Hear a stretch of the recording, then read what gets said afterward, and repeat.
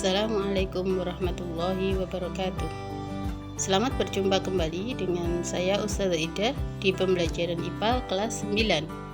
Kali ini kita akan melanjutkan pembahasan kita pada bab listrik statis, di mana hari ini kita akan membahas subbab tentang medan listrik dan elektroskop. Yang pertama tentang medan listrik. Jadi muatan listrik dapat menimbulkan medan listrik.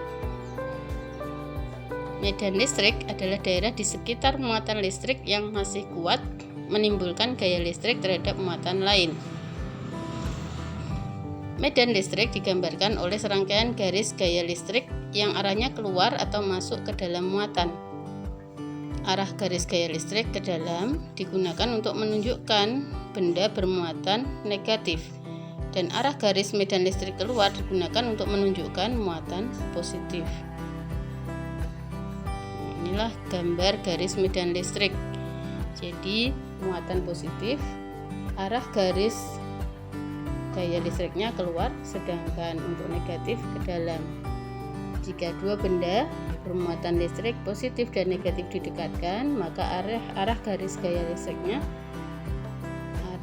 dari positif menuju ke negatif. Selanjutnya menghitung besarnya medan listrik atau disingkat dengan E. Jika ada muatan sebuah benda, di sini muatan benda yang cukup besar yaitu Hi, ketika didekatkan dengannya yaitu muatan benda yang kecil atau Hi0, maka muatan Hi memberikan medan listrik terhadap Hi0 sebesar E. Agar mengetahui besar kuat medan listrik muatan Hi, sebuah muatan uji positif yaitu Hi0 tadi yang muatannya jauh lebih kecil diletakkan di dekat muatan tersebut dengan jarak R. Berdasarkan hukum Coulomb, muatan Hi0 tersebut akan mendapatkan gaya tolak dari muatan Hi sebesar, yaitu F sama dengan K kali Hi besar kali Hi0 per R kuadrat, sesuai dengan hukum Coulomb yang sudah kita bahas di materi sebelumnya. Didefinisikan sebagai besarnya gaya listrik F yang bekerja pada satu satuan muatan uji atau Hi0. Jadi kuat medan listrik itu adalah besarnya gaya listrik F yang bekerja pada satu satuan muatan uji atau Hi0. Maka E sama dengan F per Hi0. Jadi besarnya gaya listrik per satuan muatan uji atau Hi0. Sehingga jika kita hubungkan dengan hukum Coulomb, yaitu E sama dengan K kali Hi besar kali Hi0 per R kuadrat. Untuk F-nya ya, dibagi Hi0, maka Hi0-nya bisa kita hilangkan, sehingga tinggal E sama dengan K kali Hi besar per R kuadrat. Besar kuat medan listrik pada suatu titik yang berjarak R dari muatan Hi besar adalah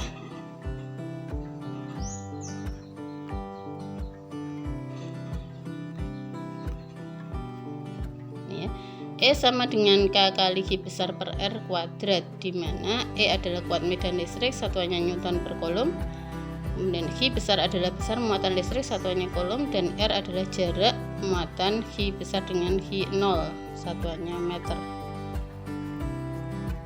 Contoh soalnya adalah 1. Gaya Coulomb yang dialami kedua muatan A dan B adalah sebesar 4 kali 10 pangkat negatif 4 Newton.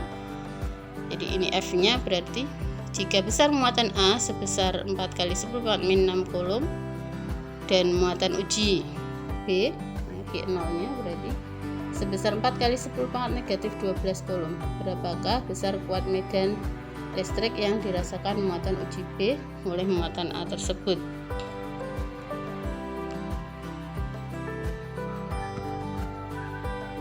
Jadi diketahui F sama dengan 4 kali 10 pangkat min 4 Newton, Hi-nya 4 kali 10 pangkat negatif 6 Coulomb, kemudian Hi B sama dengan 4 kali 10 pangkat negatif 12 Coulomb. ditanyakan EA-nya, yaitu besar kuat medan listrik yang dirasakan oleh muatan uji B oleh muatan A. Hingga kita dapatkan rumus yang tadi adalah EA sama dengan F per QB.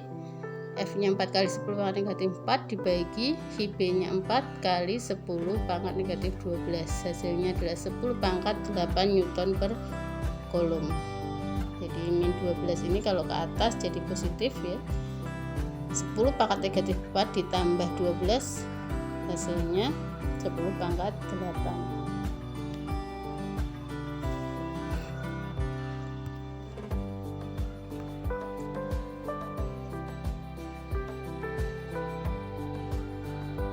Selanjutnya contoh soal yang kedua, medan listrik yang dirasakan oleh muatan uji A terhadap muatan uji B muatan uji A terhadap muatan B sebesar 80 Newton per kolom. Berarti H0 nya adalah A, kemudian H besarnya adalah B. Ini terjadi F-nya 80 Newton per kolom. Jika jarak kedua muatan tersebut adalah 3 cm, berapakah besar muatan B? Diketahui E-nya 80 Newton per kolom, R-nya 3 cm, yaitu 0,03 meter. Ditanyakan H-nya, jadi besar muatan B-nya, H. Kita ambil rumusnya tadi, E sama dengan K kali H besar per R kuadrat, maka H sama dengan E kali R kuadrat per K, yaitu 80 kali 0,03 kuadrat dibagi 9 kali 10 pangkat 9, hasilnya adalah 80 kali 0,03. Kalau dikuadratkan dibuat bilangan baku yaitu 9 kali 10 pangkat negatif 4. Jadi 3 per 10 3 per 100 ya.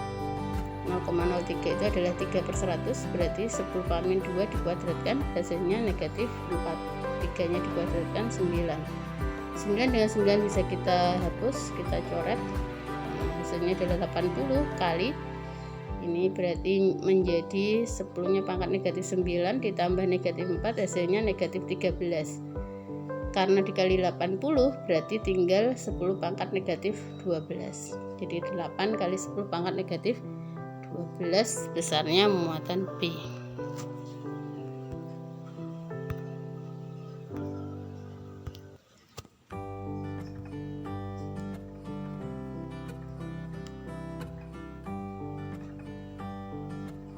Selanjutnya kita akan membahas tentang elektroskop.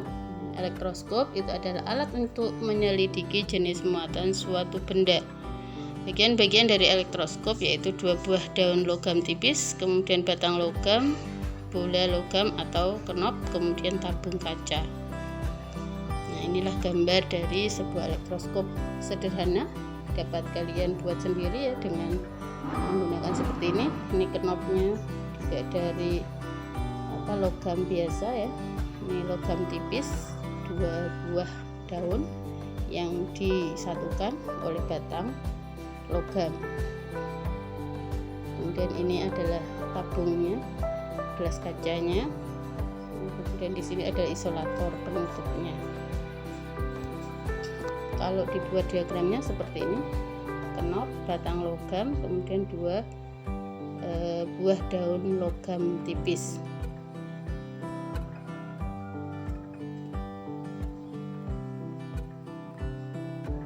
Cara kerja elektroskop, jadi elektroskop pada saat netral daun-daun logam menguncup seperti pada gambar tadi ya. Nah, ini pada saat netral ya, tidak ada benda yang didekatkan yang bermuatan listrik, maka daun-daunnya akan menguncup seperti ini.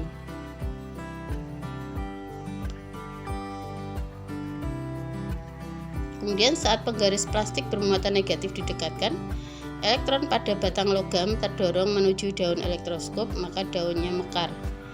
Kemudian juga saat kaca bermuatan positif didekatkan ya. Jadi kaca ini ketika digosokkan pada kain sutra maka akan bermuatan positif ya. Kemudian penggaris ketika digosokkan pada kain biasa atau pada rambut yang kering maka akan bermuatan negatif.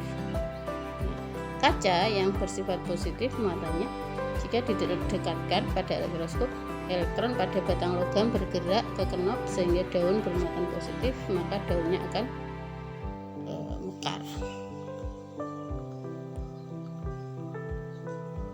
Jadi gambarnya seperti tadi ya.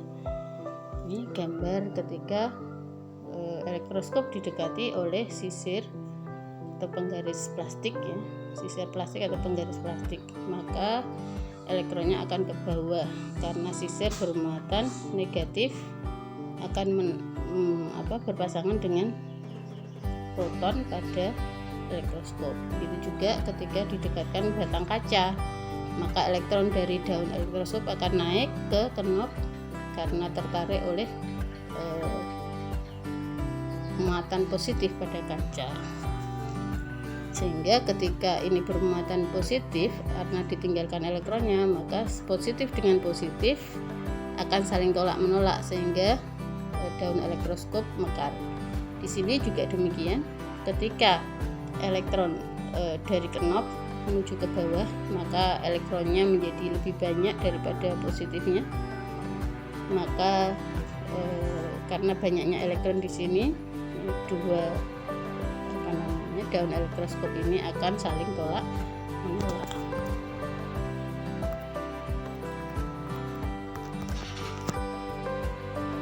Jadi demikian cara kerja elektroskop.